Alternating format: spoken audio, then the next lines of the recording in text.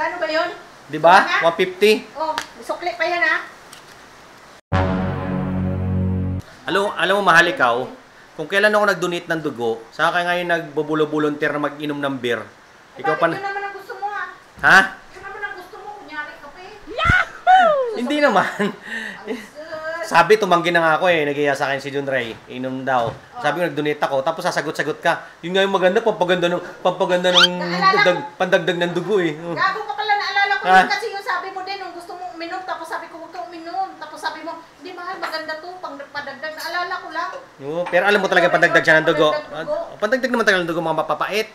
O sige, kung ganyan, kung pinipilit mo kung inom, edi siyempre, ibig sabihin, libre mo talaga ako sa isang beer. Hindi man ako maglilibre, si Jan. Kala ko. Nagyaya eh. Ha? Ako ba nagyaya? Ha? Ako nagyaya.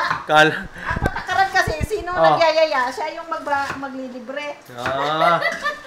Kasi parang ayaw ko talaga eh. Parang ayaw ko talaga uminom eh. Pero parang pinipilit mo ko. Sige na nga. Ha? Hindi ka pinipilit. Kahit nag-donate ako ng dugo, kung bibilan mo talaga ako ng Red Doors, pinipilit mo ko. Sige na, tatanggapin ko yan ng tao sa puso, promise. Ng buong puso, tatanggapin ko yan. Bago isip ko. Pre, nagbago isip. Ang problema ngayon, ikaw naman, pre, problema ngayon.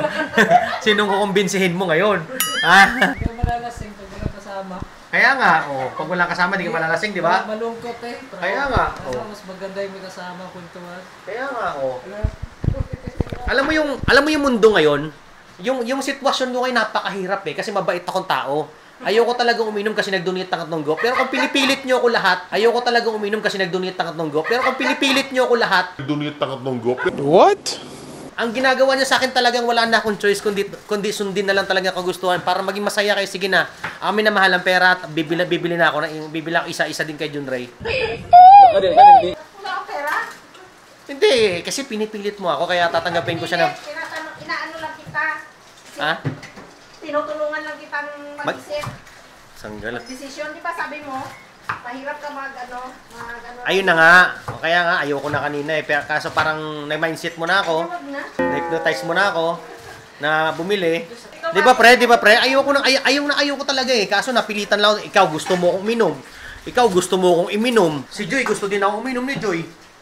Joy, di ba? Oo. Wala akong ilulugar. May mahal, may pambili isa lang, 150.